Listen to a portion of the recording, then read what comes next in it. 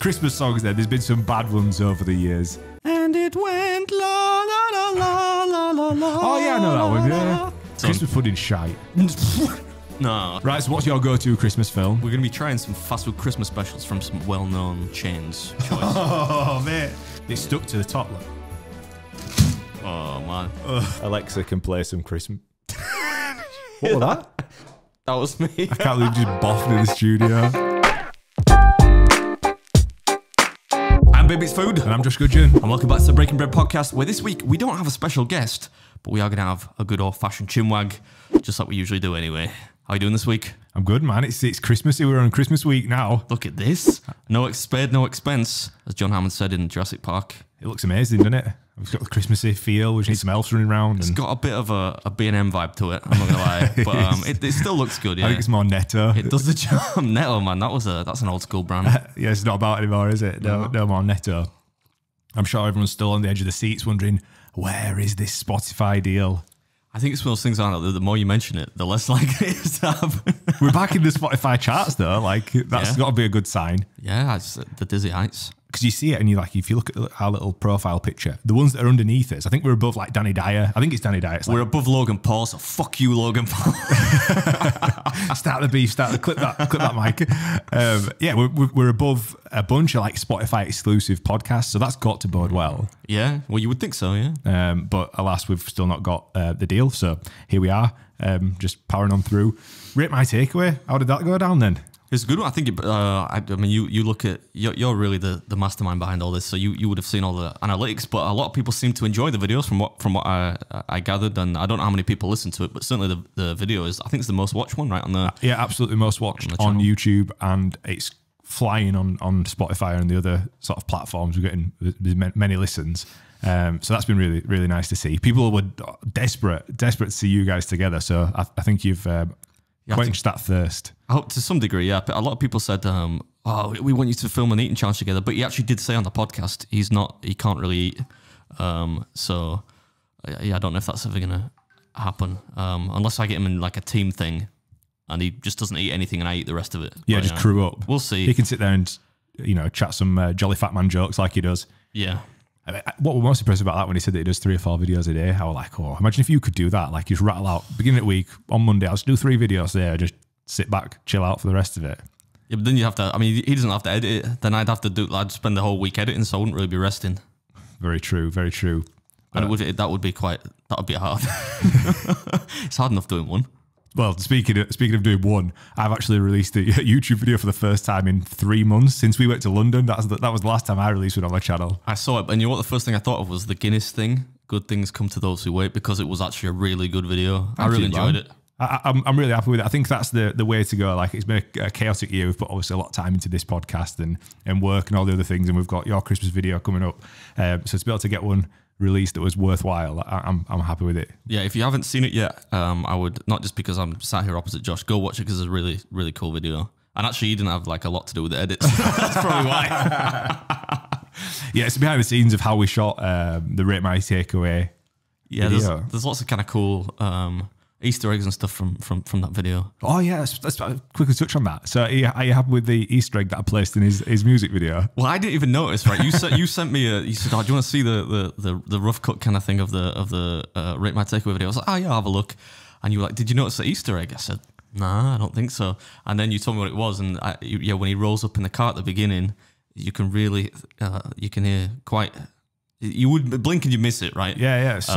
But yes, it's my little Christmas song from last year. Because I wanted to, like, there were 2 ways I were gonna get you in it. Like there were 2 ways I was gonna do it. In the live section, I was gonna put a framed picture of you in the corner, just blurred out in your old like Christmas gear from the garlic bread video. And I thought, nah, because he'll spot that straight away. So I thought, he can't know that it's going to happen. And to be fair, they didn't actually notice either. So I was amazed that they then put it on the channel. So a couple of days before they released the song, they put like the intro of him driving up and he goes, "Hey, it's Christmas." People straight away were commenting going, oh my God, Beard Meets Food cameo in his Rate My Takeaway's music song. And that's when they found out. So it's even better that they didn't know. What he doesn't know is I'm going to charge him now a copyright strike. Yeah. Imagine it gets demonetized and removed. That's it. I'm joking. No more money to charity. But yeah, that Easter egg, I'm really happy with that. It's a good video. Hopefully, I don't put one in your video with Rate My. Oh no, well, now you've told me that, I'm going to be like going over it with a fine tooth comb. Super vigilant. But yeah, on the topic of guests on the podcast, obviously it went down really well. We've got an exclusive at the end of the podcast because we do have a guest for you next week. So we'll talk about that a little bit later on. But if you in the spirit of all this, we're going to go into obviously 2022. We want to know which guests you want on the podcast.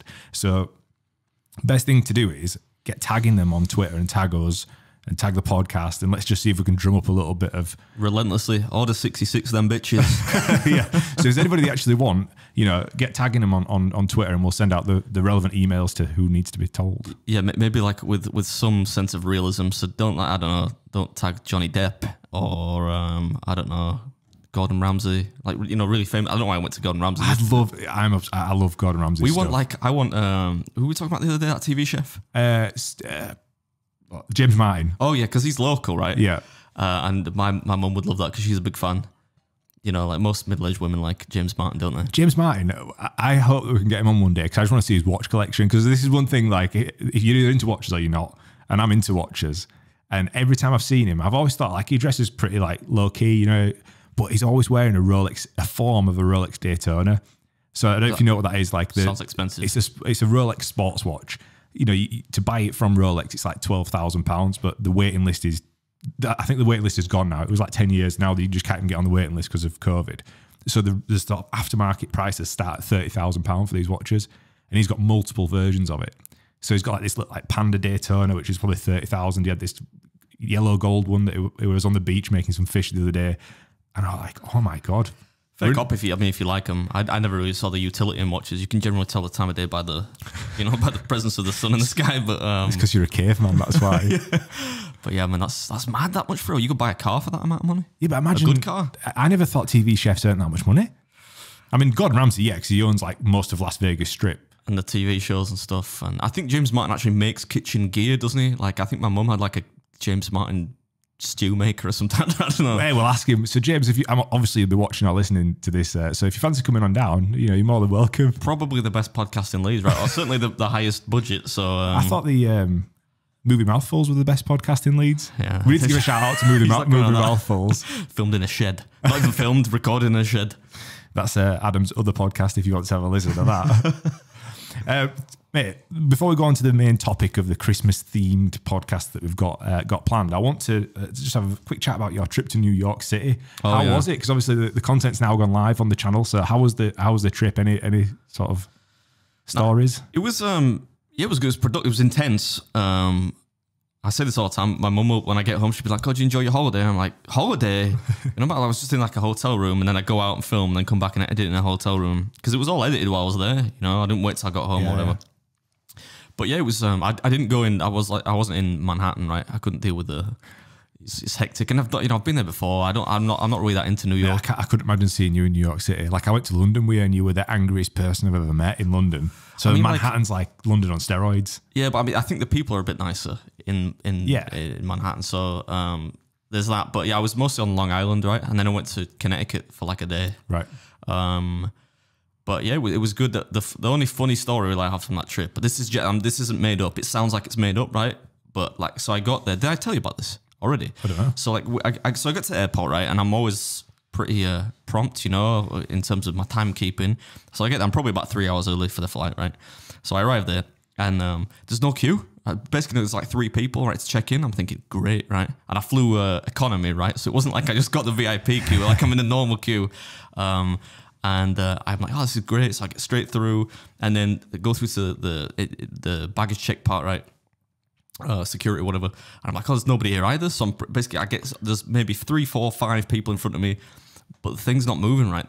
Where you put your bags and your laptops and all that stuff. Yeah. And 20 minutes goes by.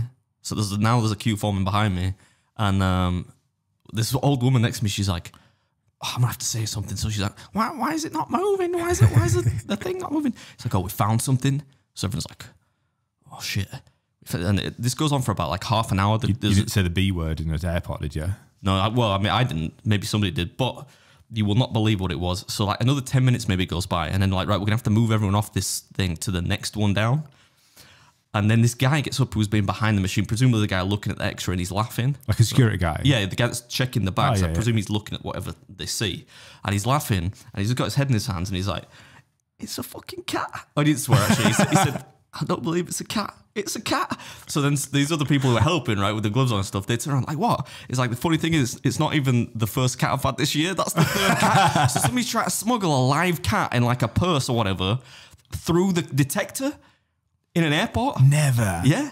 And I thought, like, I don't understand. How can you think that's they can literally see into it? So they'll see like the skeleton of a cat or whatever. Like, can you imagine the skeleton? Let me out, meow. But yeah, so that was the only hold up. But I just thought, like, I can't believe people would try and do that. But not only that, it wasn't the only one. That was the third this guy had seen. Can you imagine the stuff that they see? Can you imagine this, like stag do's? Imagine what stag do's put in there. Oh, this could be a podcast topic in itself. We could actually do that in the new year. Yeah, I mean, I don't know if that was worth the ramble, but that was the only thing that happened that was noteworthy. It can't be good for the cat either, surely. Like to go in the X-ray. I don't know how big the thing was that it was in, but it can only be so big to go through that machine. So it must be like I don't know what you call, like a satchel bag or something. Yeah. But yeah, and then somebody tried to nick my laptop. I told you about that, didn't I? You tell me about I don't know that. if they tried to nick it or like did it by mistake, but like it sounded opportunistic. They confused my whatever. What is it? What's the big one? 17-inch or 15-inch MacBook Pro? Yeah, yes, 16-inch. Yeah, in gunmetal grey, and it was confused for like a 10-inch Dell, £300 Dell. But luckily, I found him. I didn't have to tackle him or anything to get it back. I just was like, "Whoa, that's mine." And he relinquished it to me. So that'd be a bad start to your trip if somebody nicked your laptop. The only thing you need for your working, that and your camera, you need both of those items. You take your stomach with you and nick that.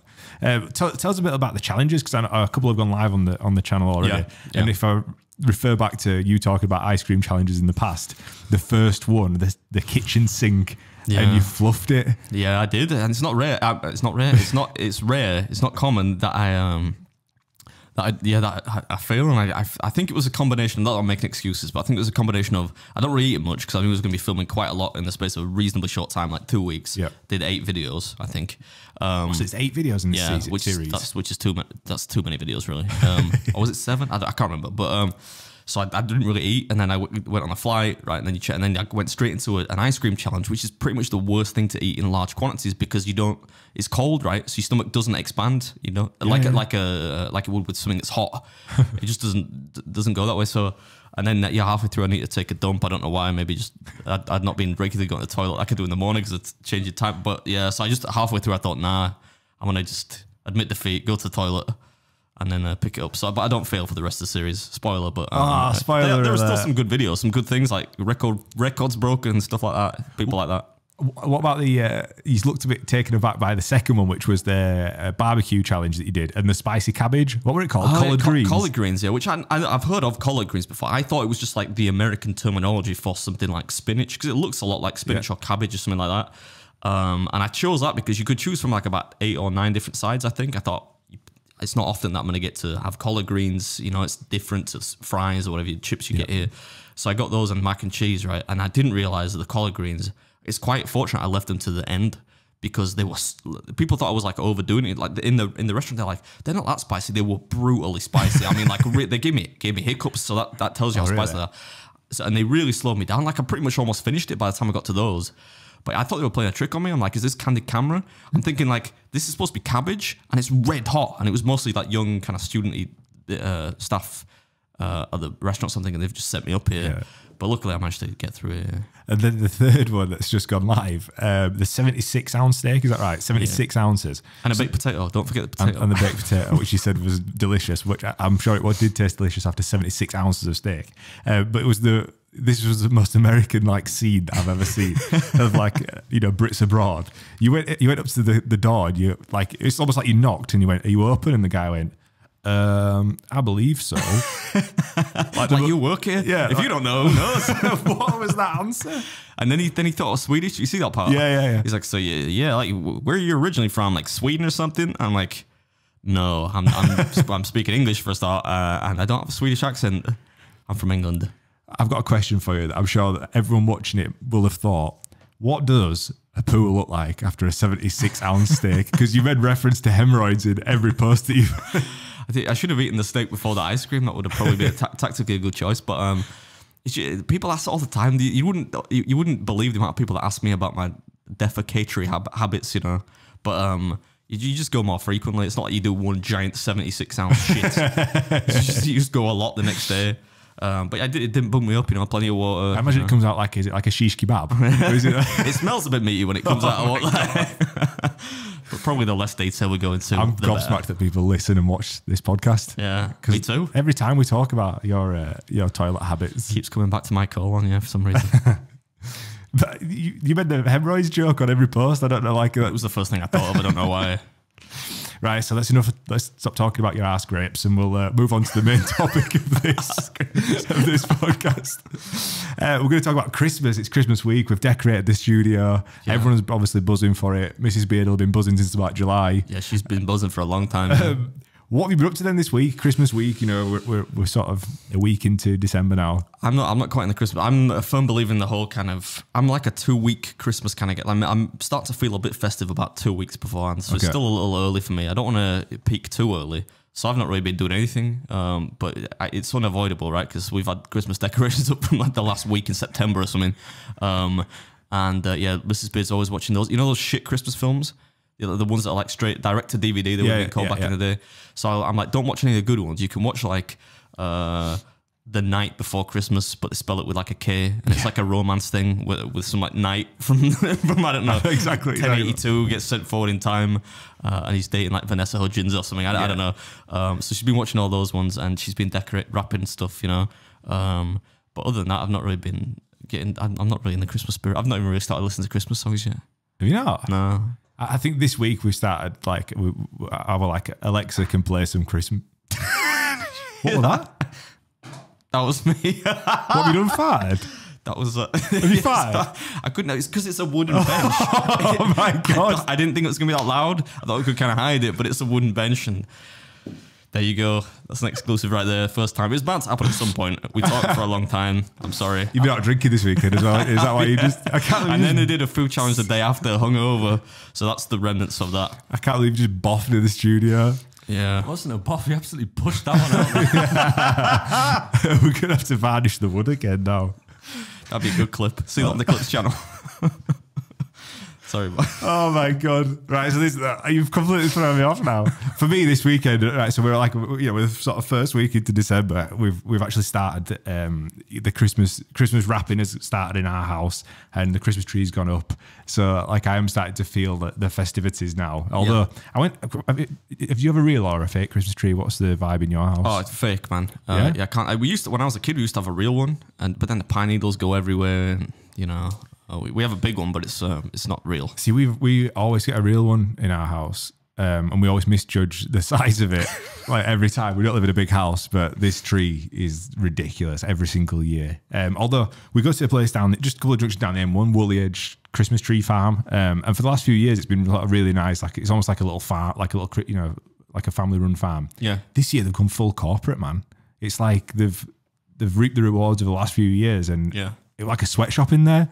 They were firing these trees out. Like, what a business this is. Mass-produced Christmas trees. Yeah, absolutely. But yeah, that's our house. We've got this one giant tree that stinks now, but it looks amazing. Yeah, I think they smell quite nice. That kind of pine. They sell that in like car air fresheners, don't they? Like the Christmas tree pine needle thing. The problem is, this is the first year that we are now the proud owners of an infant child that's crawling around. You're going to want to watch the needles that shed off, right? Yeah, I mean, there's needles, obviously needles dropping off everywhere. There's like ornaments. So every year we've had these like nice little like, reindeer ornaments. It's almost like a next showroom in our front room. And even this morning, Mrs. was shocked to see the 8-month-old like sprint crawling over to this reindeer ready to just pull its antlers off. And she's like, no. She's not going to listen, is she? Like 8-month-old. They don't understand language properly, do they? Not at all, no. So I don't know what she was thinking. I'm sure she'll change it by the time I get home this evening. But yeah, what I want to talk to you about is let's start with some Christmas songs. We're skipping the part about you allowing your child to just launch herself headfirst off the bed. You told me that before. Well, all right, yeah. I mean, there's been some parenting fails. This is my first go at it. Everyone's like, oh, your mates love kids, everyone says, oh, it's an amazing experience having a baby and having kids. And before I thought, yeah, but it's absolutely amazing. It's the most terrifying thing I've ever experienced in my life. You get 5% of joy and 95% of terror, anxiety. Like, Mrs. Biz knocked me up, and now you push me further down the let's never have kids. do you enjoy trail. your life now? Yeah. Do you enjoy reasonably. sleeping in? Do you enjoy like I don't really sleep much though. I could get away with the lack of sleep, I reckon. Mate, I got woken up at 4. So she can stand up now in a cot. So she's managed to pull herself up and she stays stood up and then screams. So she's like, she just stands at the edge of the cot. 4 o'clock in the morning. You're like, oh, please. Nah, I'm not in a rush to get started with that now. We'll bring it up if Mrs. Beard ever comes on the podcast. I'm sure, yeah.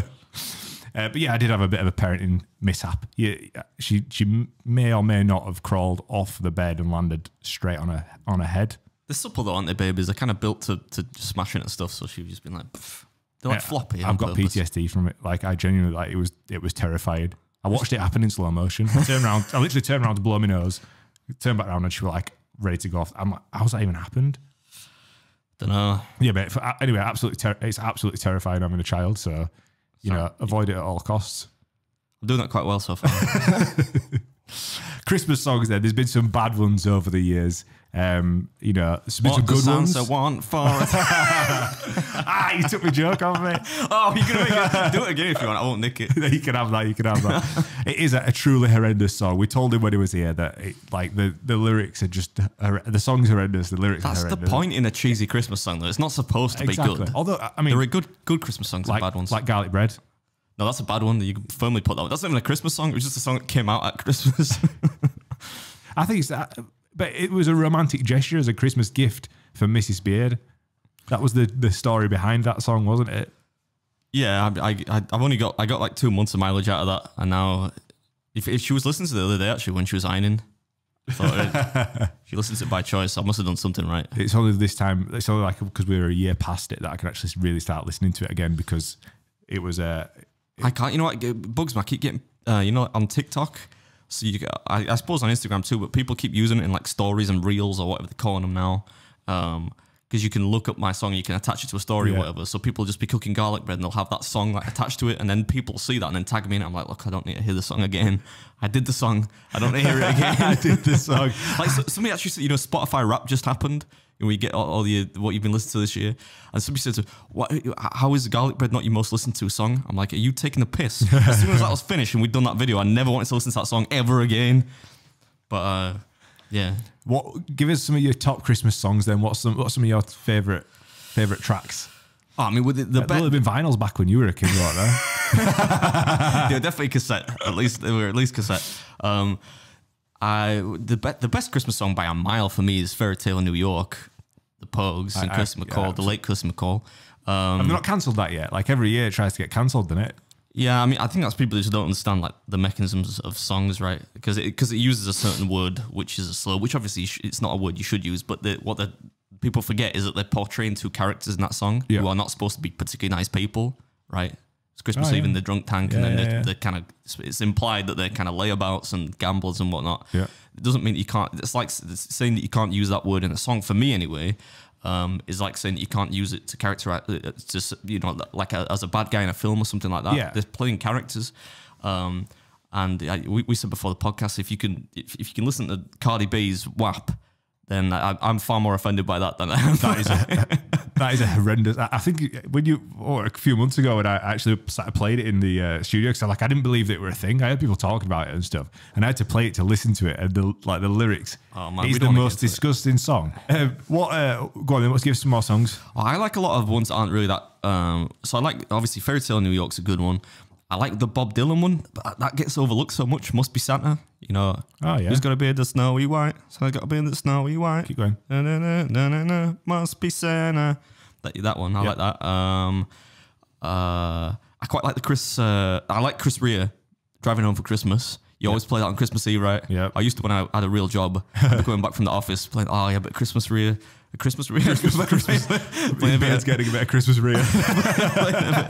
playing a bit of Chris Rea on the way home. I like the is it Chris de Burgh as well? The Spaceman came traveling. It's not really, people don't think of it as a traditional Christmas song, but it's actually like it was offensive, wasn't it, to some Christians back in the day? I don't know. It's an old song, but it's basically like a retelling of the nativity story. Yeah. But as if like it was like aliens visiting the earth and, you know, giving baby Jesus rather than, you know, like an immaculate conception kind of thing. We're in a real minefield of offending people today. I don't want to do that. But Beard's getting cancelled this Christmas. But you know what? I like one thing. Speaking about Christmas songs, I've got to get this off my chest. The biggest travesty, I think, in the history of Christmas songs and, you know, Christmas number ones and all that was. Do you remember a song by a band called Nizlopi? No. It wasn't a Christmas song. The JCB song. Oh, of course, yeah. I'm Luke, I'm 5, and my dad's Bruce Lee. Yeah. That came out, do you remember, like around Christmas, and it was like, they thought it was like outside contender for Christmas number one. I can't remember what beat it. Maybe like some shit from X Factor, Joe McKeldry or something. I don't know. But Gareth Gates. Yeah, some nonsense like that. And but yeah, I think that was it wasn't a Christmas song, but it had that kind of Christmas, a wholesome vibe to it. Yeah, you know? that was a really good song. Actually, I remember. I think I downloaded that on LimeWire before it set my computer on fire. LimeWire. Do you know? Funny fact there, not funny, but his mum used to be the guy Luke Concan. I think he was called Luke Concan, the lead singer of Nizlopi. Yeah. His mum used to be the MD at the stockbroking firm I used to work for. How funny is that? Maybe we could get him on the show. Like, nobody cares about Nizlopi now, right? He's glorifying if he'll definitely come and be like, yeah, that's how you should buy me a sandwich for lunch. I'll come down. But yeah, what about you? I think one that do you listen to the Bo Selector song, the Proper Crimbo? No, but I did think, you know, when Danny came on from Mr. Rate My Take, he sounds like a Bo Selector character to me. You know, he thought. But I remember that one. Yeah, I didn't really like it. I think that was funny when it was relevant back in the day with Bo Selector. There's a bit of Michael Bublé. I'm partial to a Michael Bublé. He'll be thawing out as we speak, right? Get ready for his next Christmas record. Imagine his ad revenue at Christmas. He's flying, isn't it? He'll be doing the Christmas special, an audience with Michael Bublé at Christmas.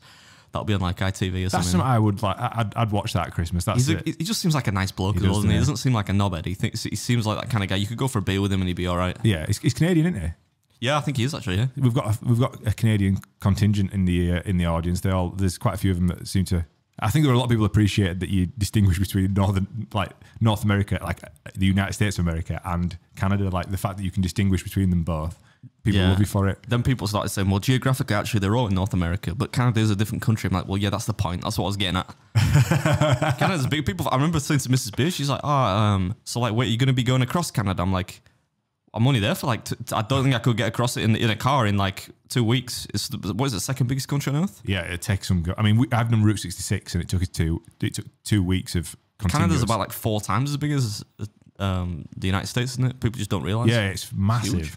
Oh, another Christmas song that I like is Elton John, Step Into Christmas. Underrated for me. Yeah, for me, that's one of the better ones, I think. That's a solid one. I've not actually, didn't he release one this year with Ed Sheeran? I've not heard it. It's a banger, you know. Is it good? Yeah, like, I mean, you haven't got a fucking chance. Danny from Rate My Takeaway has definitely not got a chance. That drops like the day, in fact, that dropped the day that Danny dropped his yeah. I mean, I was seeing some of my friends actually, I had a few beers on Saturday, which is not like me. But we were talking about Christmas songs and stuff. I think it'd just be nice this year if an actual recording artist got a Christmas. I don't give a shit about chart music. I've not listened to it since I was about 8. But like, I'm sick of people. Lad baby. Yeah, it's not right that I think it's nice that it's accessible to people, right? And people can get Christmas number ones, but it's been that for like 5, 6, 7 years now. Yeah. And if it's not been that, it's been the X Factor. It'd be cool to see like Elton John, like those are 2 of the greatest. It's not my type of music, like typically pop music, but Elton John and Ed Sheeran, 2 of the best British songwriters probably ever. Yeah. If you think about it.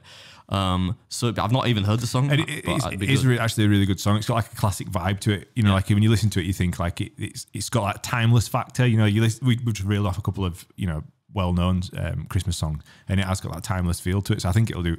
Is it actually a Christmas song? It's actually a Christmas song. Yeah, about. Oh, I need to listen. The video is quite funny as well because they've sort of like cameoed like other. You know, what's the ones where they're all staying of the day where they're in. He's 17. How can we forget that one? Yeah. They sort of cameoed that in it with Jonathan Ross and like a bunch of other people. Like it's a good song. To listen to it. Do you know it was re-released? Stay Another Day. It wasn't supposed to be a Christmas song. Oh really? Because it's not really about Christmas. But they released it, I think it was like September or something like that. And then they thought, and this has got, I think there might even be 2 versions of it. I think there's one where it's like, maybe there's some more Christmassy sound effects in the background. They put them in some white Parkers and then make it a bit Christmassy, and then they release. I don't think it was Christmas number 1, but I remember it being around at Christmas. Right? Any more bangers that you could think of off the top of your head? Mariah Carey. Of course, Mariah Carey. Yeah, but that's like one of those unavoidable, it's not a bad song, is it? But I mean, it's everywhere at Christmas. It's always in the charts, and at Christmas time, and every bar you go to will play it. It is. That's a timeless Christmas song, though. It's a good one. Yeah, I love the like at the beginning. Is that Phil Collins? Yeah, EastEnders. but yeah, it's a cool tune. I think there aren't many, even the bad Christmas, right? You kind of forgiven almost. It's a perfect time to release a song about Christmas because people forgive the fact that it might be a bit shit and cheesy. Yeah. Justin Bieber, he's done one on Mistletoe. Something about kissing under a mistletoe. I'm not a believer. You're not a believer? I'm not part of the Justin Bieber fan club. No. Fair enough. I'm not shocked to hear that. We have actually got a list. I believe, Mike. Is that right? We've got the top 5 Christmas songs, so we can have a look at that. The ranked. As voted by who? It's Mike. Smooth FM's. Oh, right. Smooth. So it appeals to the more discerning music listener. It's not like, Radio 1 or whatever. Right, so in the fifth place, Greg Lake, I Believe in Father Christmas. Do you know this one? Yeah, I know it, but it wouldn't be my top. Yeah, wouldn't be my top 25, let alone top 5. Who made this list? Smooth FM, I think that's why. The Smooth FM, you're getting cancelled by us. Number 4, Nat King Cole, The Christmas Song. That's a classic. Yeah, a big fan of Nat King Cole. Yeah. In third place, Beard Meets Food Garlic Bread. Absolutely fucking Nat. Mariah Carey, All I Want for Christmas Is You. That's third. Third, mate. That's a classic. That. Hard to argue with. I'm glad it's not first, but it probably should be in the top 5 at least. Yeah. Second place, The Pogues, Fairy Tale of New York. Get the fuck out of town. I'm checked out, man. That's number 1. Like, it's not even debatable. It's like people. Ooh, first though is a good one. Is it going to be Bing Crosby and David Bowie? One more guess. I'm going to go... For those that are watching, pause the video, comment it below. I'm going to... I don't know, that's too... Band-Aid. Do they know it's Christmas? Wham! Last Christmas. Oh, that is a good one. That's a good one. That. You know what I love though? If you love that song and you're not really into like really cheesy pop music with like a Lynn machine doing the drums in the background, Jimmy Eat World did a really good cover of that. Yeah? Yeah. So if you want a little bit, I don't want to say like a hard edge because it's just Jimmy Eat World, right? But if you want a bit more of a rocky vibe, they did a good cover of that. But yeah, that is a classic. So this is where the list gets a bit like, a couple of them were a bit dodgy for me. 6th place, you've got Bing Crosby, White Christmas. 7th, you've got Driving Home for Christmas, which again, bangs. Yeah. Then you've got Little Drummer Boy, David Bowie, and Bing Crosby. Peace on Earth. That one. That is awful. And the video makes it even worse that they just like sat there just singing this really odd song. Stood there by a piano. In 9th place, you've got Wizard. I Wish It Could Be Christmas Every Day. That's a fucking tune, mate. I should have said I could be in Wizard. Look at this. You definitely could. I'm like the reincarnation of Roy Wood. Yeah, that's a good one, yeah. We forgot so many. Slade. Yeah, that's a good one. Elton John's in 14th place with Step Into Christmas. Like that's a good one. Do you think it's kind of sad though that there was like the last song I remember that I thought was a good Christmas song was, do you remember The Darkness? Yeah, I was going to suggest that earlier. And everything before that is kind of considered to me like a classic, and they did good Christmas songs before that. Yeah. But since then, people just can't write Christmas songs unless this Ed Sheeran, Elton John one's really good. I don't know. I do like the Ed Sheeran Elton John one, but Elton knows what he's doing. He's been around the block a while, hasn't he? Indeed. Right, okay, so that we've put that to bed. We know that Smooth FM can't write a good list, so if you just check out the Breaking Bread blog, we'll put our rankings on there. We've got a blog. No, we haven't. We should probably I got really excited then. We've got a blog. People call me a blogger all the time. I was thinking I can finally say, yeah, I am a blogger. You would have to write it because you've seen how bad I am at any sort of punctuation or spelling. Yeah, but you've seen like how over the top I go with words. Nobody better read it. It moves us swiftly on to... in fact, no, sorry. I actually put it onto Instagram. I put it out to Instagram. Let's just double check what they've said. So we put it out to you on the audience for the best Christmas song. I actually put in brackets, not garlic bread for fuck's sake. Somebody's put fucking... Andrew Gilbert, 92, put garlic bread. I said not garlic bread. Oh, man, the bunch of people did. No one listened. So Susie Woozy put Driving Home for Christmas. Elton John's popped up there. Paulie Swanson, Last Christmas. Ben Joyce knows. Pogues and Kirsten McCall. He's 17, yeah, from Daniel Mason. So not many that we've not mentioned already. Yeah, there's many. Just Josh DJ said, Christy Burr, A Spaceman Came Traveling. That's one I was talking about. Did I say the wrong name? That's one that, I was talking about the alien, the retelling with the... Yeah. He goes like, And it went la la la la la la la. Oh yeah, I know that one. Yeah. Do you see that falsetto? That next year I'm gonna do one like Bee Gees, like in a high register. So that's the audience's take on this one. So we're going to move swiftly on to Christmas movies, which we're stepping on the toes of you, the podcast here, aren't we? That's all right, man. Step on them, crunch on them. Right, so what's your go-to Christmas film? Well, I would be remiss not to say, wearing this, I don't know how well you can see the sweater, but I'm wearing my Turbo Man sweater today. So Jingle All the Way for me. It's one of those that's so shit, it's actually good. And it's funny to me because it's Arnold Schwarzenegger, right? That's where I'll pick it for like a comedy, right? Yep. But then I would say it's hard not to say It's a Wonderful Life. I know everyone says it, but it's just that you keep using that word timeless. For me, that is a timeless. But there's so many really good films. Bad Santa. If you're not, if you're a bit of a grumpy person around Christmas like me, Bad Santa. The sequel was awful, but like the original is really funny. Billy Bob Thornton. Yeah, that is a classic. You were just talking about that, weren't you, Mike? You watched it last night. Is that right? Yeah, first time. I've never seen it before. Did you enjoy it? Yeah, we made the mistake of actually watching the sequel before the first. And the sequel, you're right, it didn't. It's not. I don't even think it was the same writer, but in other words, you spoke about the other podcast I do. Last week we talked about one that a lot of people don't think of as a Christmas film called Green Book. You ever seen that with Viggo Mortensen? No. And Mahershala Ali. It ends at Christmas, so for me it is a Christmas film. But that's great. If you've never seen that film, you need to go see it. That's something I want to touch on. The old unpopular opinions of Christmas. Die Hard. Is it actually a Christmas film, or is it the fact that it just happens at Christmas? Well, the director said that officially that it is not a Christmas film in his mind. So I suppose that's about as official a decision as you're going to get. But for me, it is. I think it kind of is now because in pop culture, people are always asking, is it a Christmas film or not? Which kind of makes it a Christmas film in itself. But yeah, I mean, it happens at Christmas, right? That kind of makes it a Christmas film now. For me. It's not particularly festive in its content, people getting their necks broken. And I was going to wear I've got a sweater actually that says, ho, ho, ho, now I have a machine gun. I thought maybe not for this, but yeah, for me it is. I always watch it at Christmas. Yeah, all right, okay. What's your take on Elf, the movie? Like, are you a fan? Overrated. Overrated? Yeah, I mean, I can enjoy it, but for me, I mean, I like more, I'm not really a huge Will Ferrell fan. But I do like James Caan as he's a bit of a heel, right? He's a good foil for it, and it's just funny to see him in a comedy. Do you know there was a funny story where he got pitched that because James Caan had been in like Godfather and all that stuff, serious actor, Misery with that Stephen King one, and his agent said, "Oh, we got this part for you in a film called," and he misread it as Elk. And he said, "I'm not being in a fucking film called Elk." But then in the end he took it, and I thought it was a perfect part for it. But yeah, I think it is a bit overrated. I don't get this modern classic thing. I think it's just a good-ish modern Christmas film. Yeah, I am a fan of Elf actually. Like I would if you were to call it out, that would be my favorite Christmas film. It's again timeless. It's timeless. It's heartwarming. I feel like it's all right to say that if you've got kids, because kids like Elf, don't they? Yeah, I don't think I fall into that category. She's only 8 months. You just love Elf anyway. all she cares about is Elmo. I've got visions of you now, like on the ship at sea, just watching Elf on your iPad in your bunk.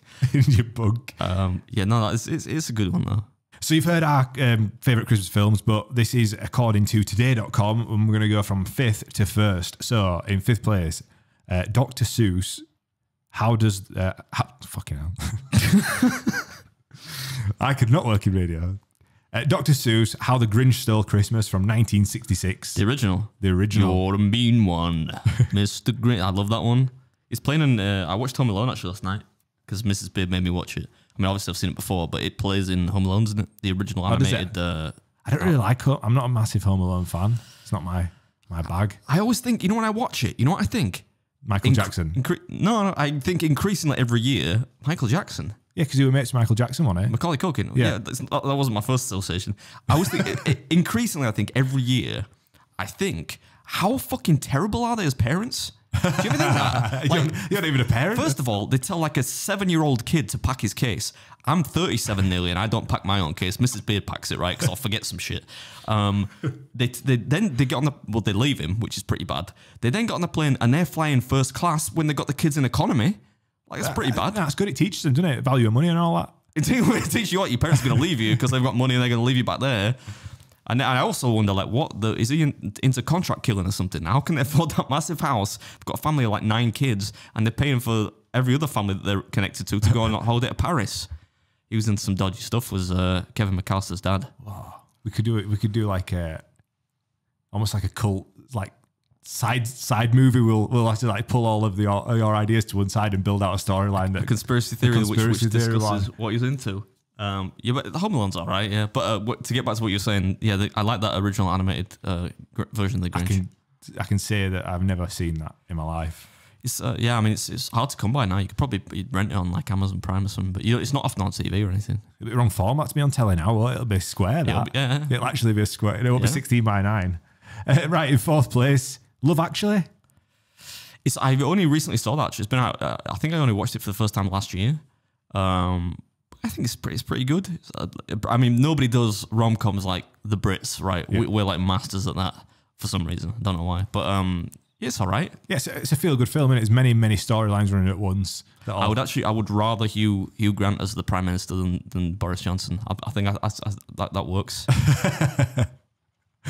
That's enough politics for this episode. Let's forget that part. In 3rd place, It's a Wonderful Life. Is that one you've seen? How is that 3rd? That's got to be number 1. Come on now. Jimmy Stewart? Yeah, I've not seen that. Yeah, well, I forget you guys are younger than me, so... This black and white, 1946. Don't tar me with that, bro, because I absolutely love James Stewart is... Jimmy Stewart, yeah, back in the day. How have you not seen that? Come on now. Yeah, that's homework before the next episode. My bad. I'll go watch it this evening. 2nd place, Home Alone. Yeah, I don't know. I wouldn't have that above It's a Wonderful Life. No, not for me. But it's a good Christmas film. So what is 1st place then? Give me your guess. Give me your guess. I don't know. I could probably give you a better guess. I don't know why you used the today.com. I'd have been going to like, IMDb or something. But I genuinely don't know. Can't even guess. Elf? Oh, no. Nah, I'm out. No. Of course it was Elf. It had to be Elf. No. Zoe Deschanel singing. It's good. Yeah, I like that. She's actually a good singer. Do you know, I don't know. I forget what her band is called. But she's a band? She's a really good singer. Yeah. She's funny as well. She used to, I think she was married or like she was engaged to the lead singer from one of my favourite bands, Death Cab for Cutie. Yeah. Bit of trivia for you there. Yeah, I'm full of trivia for your today. pub quiz. What's Beard Meets Food's favourite band? It's Death Bab for Babies or something. What I just said. What did you say? Death Cab for Cutie. I don't know if I'd say they are my singular favourite band, but they're certainly up there in my top 5 bands. All right, so again, we put it out to our very limited audience on Instagram. So Home Alone. Tommy Krupp said Polar Express.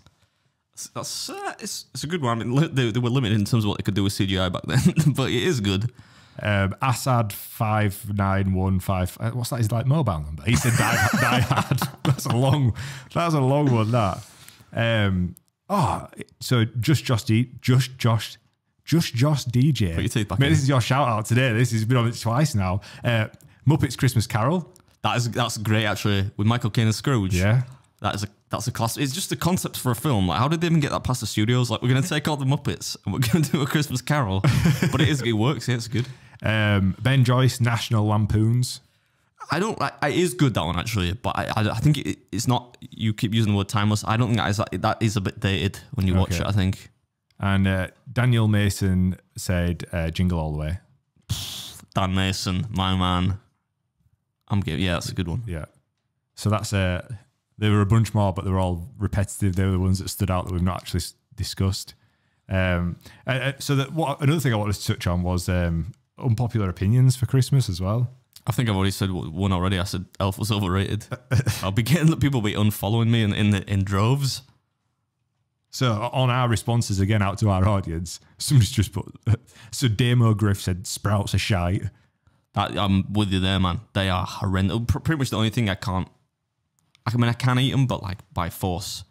I hate the taste of them. Only thing I would ever say I hate the taste of. They are absolutely honking. Although, like, I think when my mum used to make them when we were a kid, they were like boiled within an inch of the life. So they're just, do you know what I mean? Like they're just proper soggy. Like who wants to eat a soggy sprout? Whereas like I have had them where they've been like roasted in like, you know, like bacon and butter, and you're like, oh, that's somebody said that. Somebody said to me, I did something with sprouts last year, and I complained about the taste of sprouts. Somebody was like, stop complaining. All you do with sprouts is you put them in like cheese, bacon, butter, and you fry them or whatever. I'm like, okay, well that sounds like it tastes nice because of the cheese and the bacon. That's covering up the taste of the sprouts. It's not the fact that sprouts are actually nice. Yeah, well, that's basically what I've just said, isn't it? Like if you boil a sprout, it's going to taste like a shit, but if you roast it in a bunch of nice shit, it's going to taste like the nice shit. They don't inherently taste good. Ben Joyce has said E17 isn't a Christmas song. It was just released at Christmas. What was that guy's name?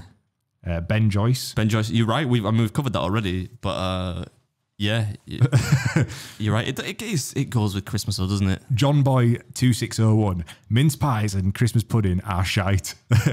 Nah, you've gone too far there, son. Christmas pudding's shite. No, Christmas pudding's one of my favourite things. Are you joking? In fact, I've got this bit. It's almost like one of them token things that you just buy and you put it on the side, you look at it and you put it straight in the bin. It kind of sounds in principle like it's bad because it's basically like suet and fruit, which is not, you know, the most lavish of desserts. But I'm planning a video. I hope we can do it, right? Because the New York series runs pretty much through most of December, so there's not really going to be much room for any Christmas specials this year. But I had this idea. I very rarely have good ideas for things that aren't like at restaurants or whatever. So I thought I bought a breathalyzer, right? And I want to see if I can eat so much Christmas pudding that I actually get pissed. And I thought that might be a class idea. I might get demonetized because it's, you know, a reckless behavior and whatnot. But I think that could be a good one. So people, this will probably go up before I actually get around to doing that. So if you want to see that, let me know in the comments and whatnot. Man, that is a top quality video. Because I think I could get absolutely chinned because I'm a lightweight. Chinned. And if I could probably do like at least 5 big Christmas puddings. And if I get one of those luxury ones from like M&S, I think I could be over the drink drive limit, and that's what we'll call it. So I'll blow into it. There you go, 0.08 or whatever. Because that's the part. I mean, surely you can add a little bit more. Is it whiskey that goes on top of a Christmas pudding? Brandy or sherry, right? Don't burn it off, was the...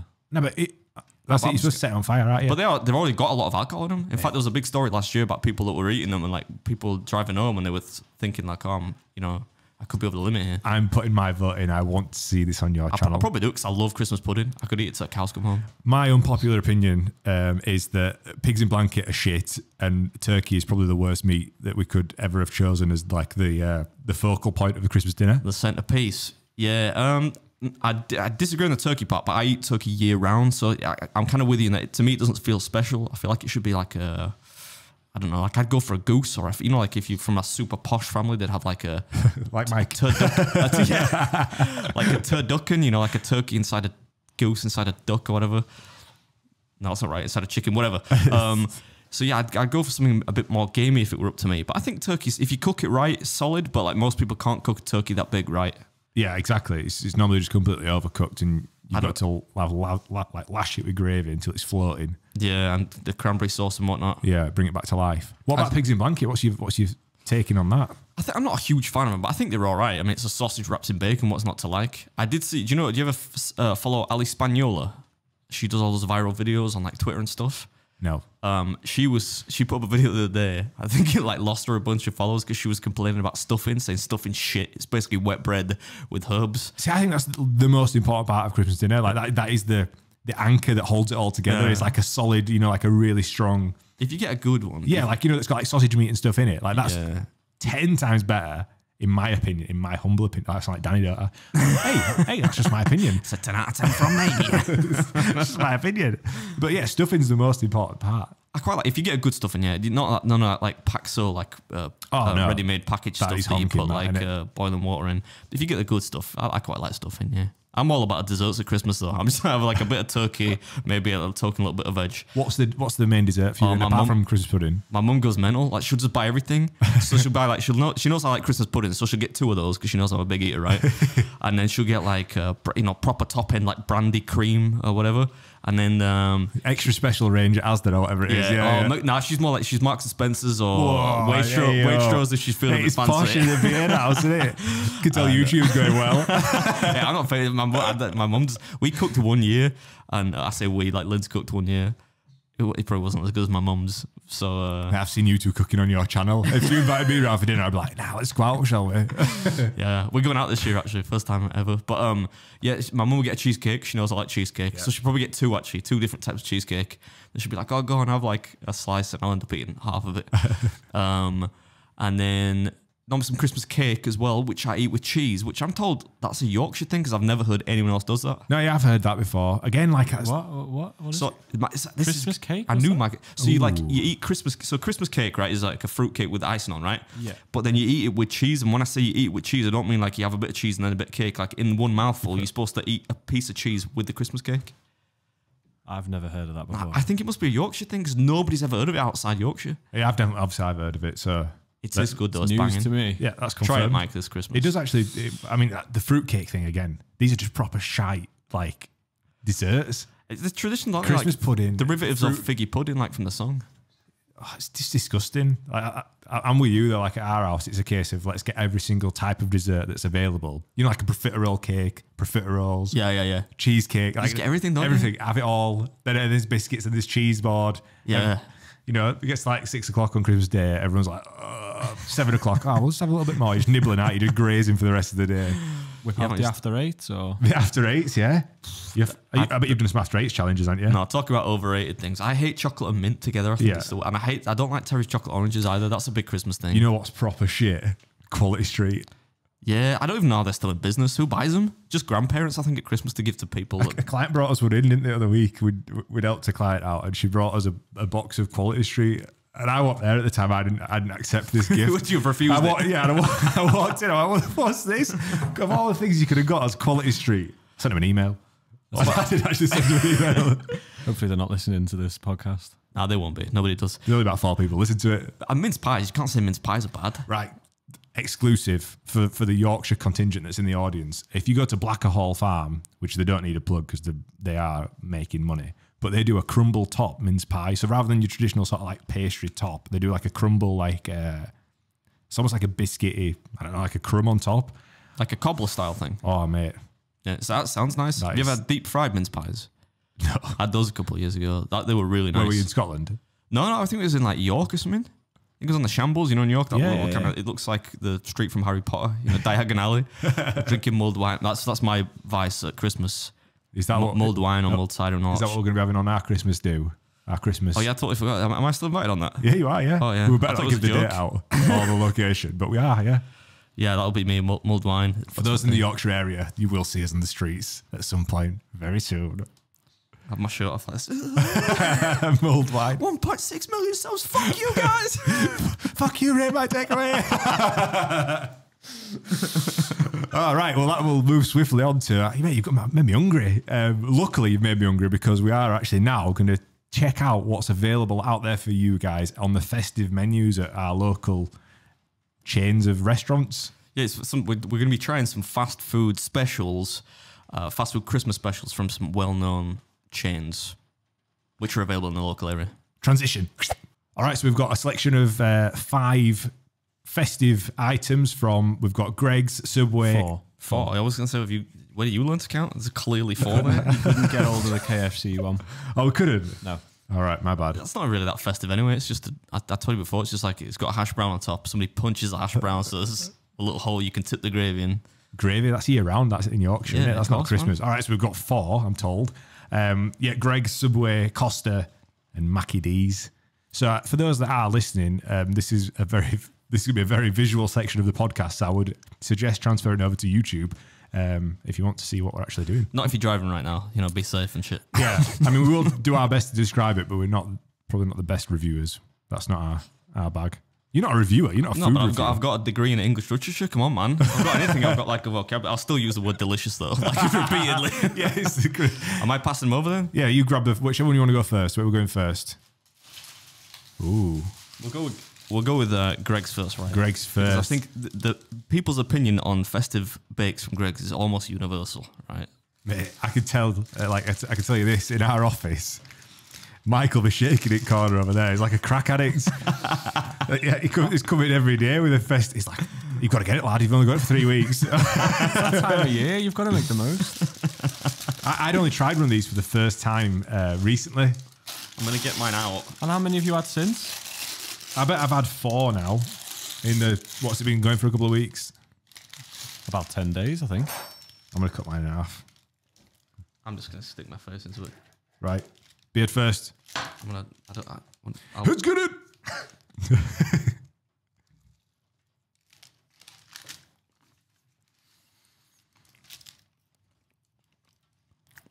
I think you've got to I think you've got to eat at the same time and then give your opinions together.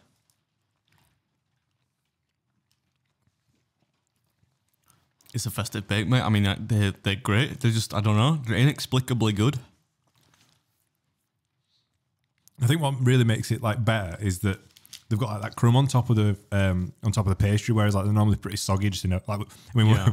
we hammered them for the sausage roll, so we're not going to get like any props from Greg's, but that's a good bake. I give credit with, all right, Paul Hollywood.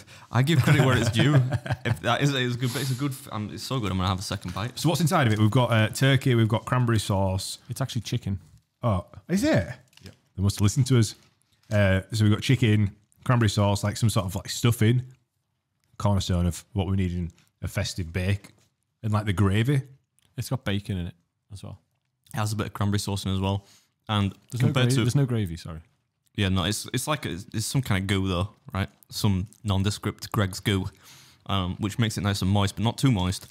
But these have, I remember I think 20 or 30 last year for a video, and I remember at the time thinking, oh man, they seem to have taken out there wasn't much cranberry coming through. That's got a decent amount of the cranberry stuff in. That's delicious. That. Yeah, they're good. Is it worth giving it a score out of 10? Are we going to do that, or do you want to? Yeah, why not? Just rank them? I mean, it's how much do these cost, Mike? What are they, about £1.60, I think? Yeah, they're under £2, aren't they? That's expensive. No, they might even be like a quid or something. I don't know. No. They're Not about more. Yeah. I don't think that's expensive. Did you know that they're like 500 I calories? suppose so. Yeah.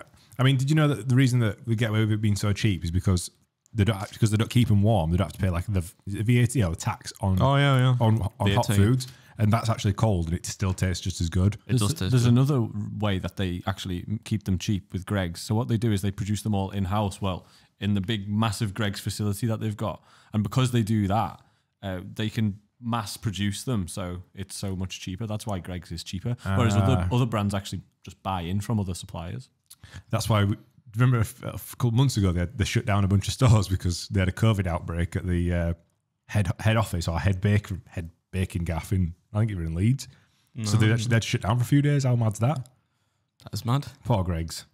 But yeah, it's good. I'm going to give that like, I mean, if you talk about taste to price point, got to be an 8 at least for a festive bake from Greg's. Yeah, I'm going to give that an 8. Yeah. 8 out of 10. We're going to do another transition or just go straight into the next one? Transition. Right, Subway. Next. He's looking away from it. Right. I don't want to like pull my... I've got a confession for you here, mate. I actually don't know what the sandwich is. We'll find out in a second. But George, who went and picked him up, he sent me a video on WhatsApp, which... Mate, I can only imagine. It makes me not want to... I know what's in the Subway Christmas sandwich, so I can imagine what it's going to be. So we'll play this on screen, but look at this. It looks fucking disgusting. Look at this video he sent me. Oh no! So those that are listed, he sent me obviously at the Subway behind the press. You know, like behind the glass, you can see like they've got lettuce and then we've got this and that. He sent me like the silver tray that's got the sausage, pigs in blanket. I can only use. It's like the bacon just loosely wrapped around them with no care whatsoever. That looks like a decapitated finger that's just gone cold in a fridge. It does look a bit like a mummy's finger or something. Oh, that's absolutely revolting. And the problem is as well, just on this, just the ends have gone brown because that's obviously it's been cooked in an oven at some point, but because it was wrapped in bacon, the rest of it's like an anemic colour. Yeah, man, this is going to be shite. This. Well, don't judge it by its cover. I'm gonna have a bite. I mean, you know me, I hate Subway. I know, but I say hey, it's just one of the worst. I don't know why anyone would eat there by choice. Oh, mate. What describe it for the audio viewers? Mine's got like a bit of a sausage peeking out at the top. That does not look good. That's like me, you know, when you wear those boxers, like in the middle, it's not quite tight enough. Oh, you've been a bit generous there, mate. Look at the size of that sausage. All right, for the people, I don't know how well you can see it, but oh fuck! So what's in there, Beard? That mine actually looks pretty uniform. It's so we didn't get any salad or anything on it, right? We just got it kind of raw. Well, not raw, but you know, like as it comes, because it's a Christmas special, right? So you wouldn't put lettuce in there and tomatoes and stuff, right? So it's the bread at least looks like it's buttered. Tiger bread. That's good. It's tiger bread because they call it the tiger pig. Oh, right. Okay. Right. That's Pig, yeah. Right. Pig and blanket, tiger pig. I don't know why. I don't think it's buttered, mate. I think it's it like cheese? It's cheese that's on it. Oh, it's just some kind of. It's stuck to the top. Look. Oh man. Yeah, you're right. It's You not got to eat butter. it, man. Yeah, I'm gonna get stuck into it. Just see what, because it might look awful, but it might taste good. Who knows?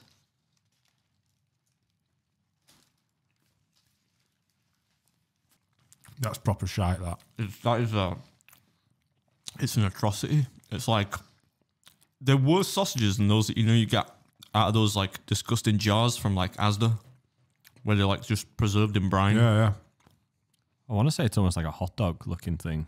Like the fact that it's just one single sausage right the way along the They're taking. How much are they charging for this?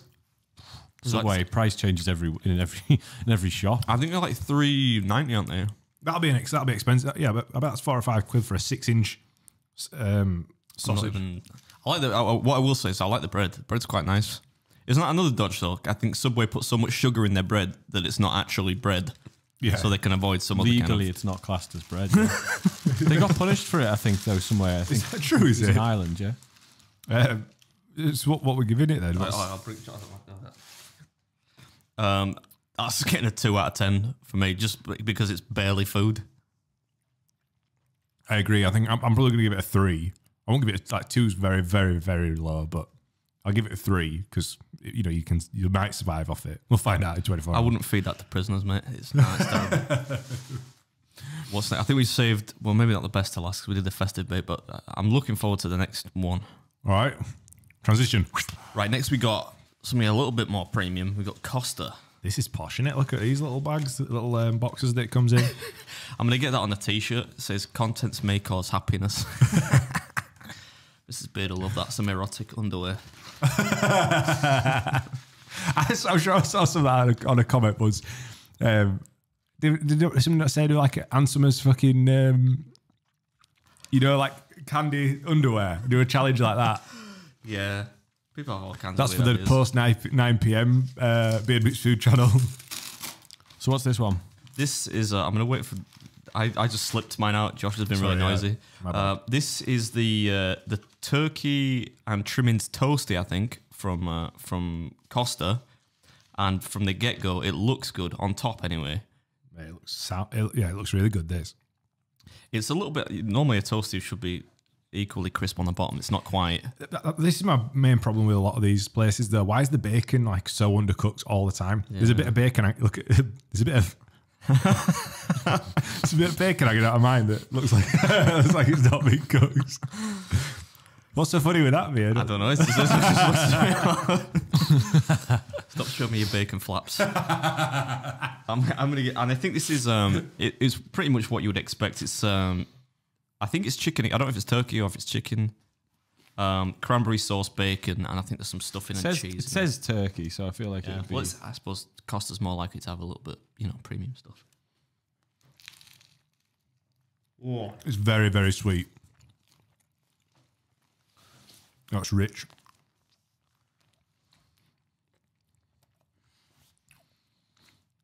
What do you reckon? That's top drawer. That's That's really 30 of them done.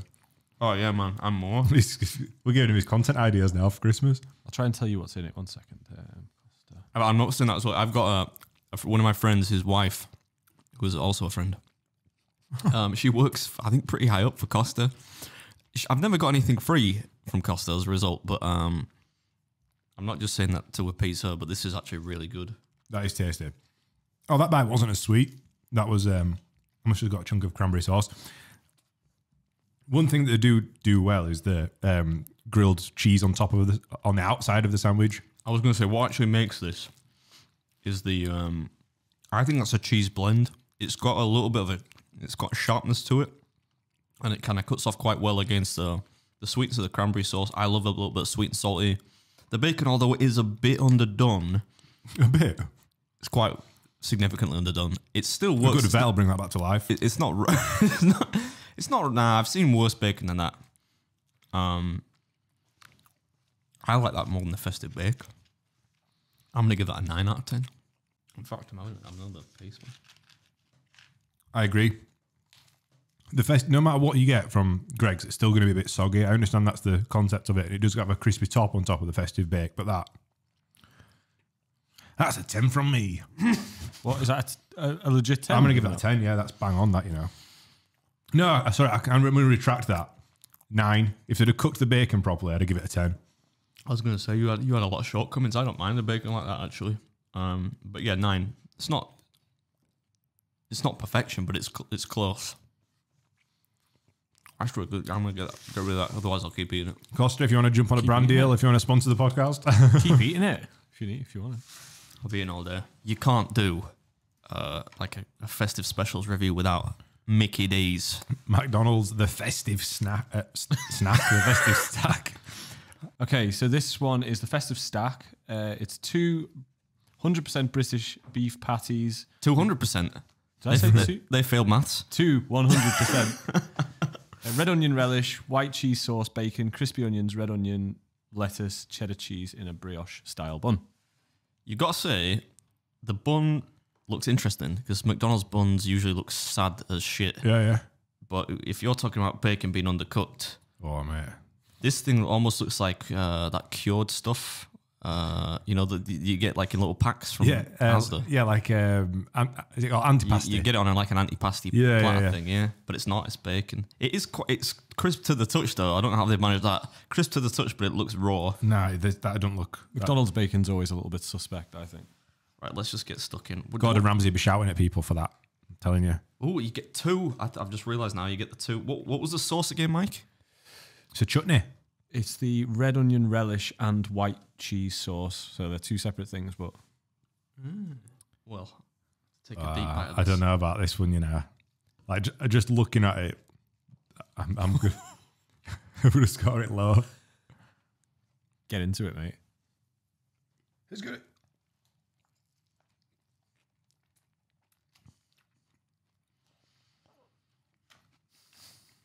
Give me that cheddar sandwich back. We got a napkin. You haven't done that. Are you going to spit it out? No. Yeah, give me the Costa sandwich back. Go on, describe for the listeners what it's like then. I mean, I was kind of mulling it over because I didn't want to jump too quick, but what is nice, the sauce is nice. The chutney or whatever it is actually pretty that's what nice. stood out to me. Is it like a white sauce or a white cheese or something that's on top? That's quite nice. It's quite palatable. I think overall though, the McDonald's gig for me is because it's so mass produced. The bread doesn't even feel like it's actually bread. You know, like it's. I mean, credit where it's due. This is probably around 40 minutes old. So if it was fresh, out the kitchen, would it be any better? Do you think? I don't think so. No. Well, yeah, a little bit, but I don't think it's good. You know what? I think it would be better if it was warm, but I don't think that would save it. That's what I'm gonna say because I think the sauce is nice. The cheese is good. The bun, like Josh says, is just naff. It looks actually pretty nice, but it's too dry. But what really lets it down is the beef burger patties in the middle. It just doesn't go with the flavors, I don't think. No. Maybe we should, because I know they do a crispy chicken one. Maybe we should have got, I think chicken would maybe, would be, if it was basically the same recipe, but with chicken in the middle instead of the beef burgers, I think that would work better at least. But that gets a 4 out of 10 from me. I'm going to have to go even, that's a 2. That's a solid 2 from me. That is not good. I'm going to do this because actually the taste of it is that poor. I'm just going back to the Costa one to just, palate cleanser kind of thing. What about you, Josh? I mean, you said 2. Beard, what are you saying out of 10? 4. 4. Yeah, I'm going to go 2, man. It's just not good. It's like, you look at it, it looks like it's a prop from a set. Doesn't it? Yeah, I mean, it's not good. Yeah, I was being generous with 4. I can see why when people go to, like, if I was forced to eat something from Mackey's, I'd get the chicken pieces because you can't really fuck that up, can you? Like a breaded chicken, like that's solid. Everything else, I'm like, nah. The breakfast, I enjoy McDonald's breakfast, like the McMuffin. I'm with you. I'm not. I just don't like McDonald's in general. But the only thing usually that's decent is the breakfast menu. Yeah. But yeah, that's not Especially because those are premium as well, so they normally cost a bit more. But that was £4 for the burger, I bet you. Oh, at least, yeah. So yeah, I mean, out of those, my favourite's probably the Costa sandwich. You know, the turkey on all trimmings, toasty. Rank them worst to last then. Worst to last, worst to best. So for me, the number one spot is the Costa turkey. I'm glad you went worst to best there. Follow the last order. For me, the worst is I thought it'd be more. It's more of everyone knows what the good things are, right? All right, go on. Do it. Whatever way you want, mate. It's your show. So for me, the best is the Costa turkey and all the trimmings toasty. I think that's what the official name of it. What I appreciate most about that is that you've just eaten the one that was mine. So now we've basically eaten 3 of them, so we're all bollocks. So there's my lunch gone. Oops. Second place. Soon after comes the old stalwart, the Greg's Festive Bake. Never, you can never go wrong with that for me. And after that, next up is the McDonald's one, which is bad, but it's not anywhere close to as bad as the Greg's one. Sorry, the Subway. It's not anywhere as bad as the Subway one. That was like, it's like no. I mean, I've never seen so little effort go into a sandwich, both from like from the design phase to right down to the presentation phase. Just don't get it. I mean, avoid it at all costs. You know what? I agree with you on all those parts. Although I think I would rather have the Subway than I would the Mackies. The Mickey D's. Yeah. Something really offends me about that. Like, it shouldn't... like Mike said, it's 45 minutes old, is that? And why does it still look like... it doesn't quite look like a photograph, because obviously someone's just thrown it together. But, like, that's a false colour. Like, I don't know. It's all just not... That bun looks like it's being colour graded, like you colour grade me, so I don't look like a dead body. Did the crispy onions add anything? I mean... Yeah, I'll say that, Mike. The crispy... That's why I give it a 4, which I thought was not severely negative, right? Because the crispy onions, all the stuff that basically went on it was good. It was the bun and the beef that let it down. That's going to be the same pretty much year round, you'd expect. And that's Hattie from here looks bone dry. Mate, that beef burger is enough to make you go vegan. Steady now, steady. But yeah, I'm like down the line. Them two, the Costa and the steak bake, the Festive Bake are unreal. Yeah, they're like, I'm going to give them joint first. You know, I know I did say I tipped the Costa ever so slightly. That's going dead last. Mackey's is going dead last. I'd rather have just for the tiger bread. I'd take the sausage out of the tiger pigs in blanket thing and just eat like a cheesy tiger bread. That'd be nicer than that. Yeah, no, the bread was all right actually with the Subway, but that's because it's not bread. It's basically cake. Right, so we've taste tested them, so you don't have to. So if you're going to spend your money anywhere, we're going to suggest going to Greg's or Costa Coffee. Yeah. Although I mean, we didn't try KFC. We were going to try KFC as well, but I heard that one's all right. So descriptive. So hopefully you enjoyed that podcast, the nice wholesome Christmas special. Here's a little bit of an exclusive for you as well. Next week we are joined by Mrs. Christmas herself. Mrs. Beard is in the studio. Woo! Oh man, you're gonna probably want to tune in for that because God knows what she's gonna say. She's gonna be all my secrets. You could get confirmation of whether I do in fact have a below average dick size, amongst other things. But yeah, she's going to come in purely because she was a bit like, yeah, and I said, well, it's like a Christmassy special one. She was like, so yeah, she's turning up. Oh man, I am so excited for this. If you've got any questions for Mrs. Beard, tweet us and hashtag Breaking Bread Podcast, and let's see what questions you have. I might not turn up for that. We will also put on a Q&A, put a question thing in the Instagram stories as well. But let's have it. I'm so excited for this one. I did tell. I told her. I tried to brief her. I said, don't be too honest. She's like, no. If I'm coming on, I'm doing the show 100%. So yeah, ask her anything you want. She'll give you an honest answer. I can guarantee you that. Thank you again for listening and watching. I hope you did enjoy it. We've enjoyed this one. It's been a good one. Nice little. I'm in the festive spirit now. I'm ready for a Christmas break. If you want to follow us, you can follow us at Breaking Bread PD everywhere. Facebook, Instagram, and Twitter. You can find Mr. Beard Meets Food at Beard Meets Food everywhere. You can find me at the Josh Gudgeon. And we'll see you next week. Peace.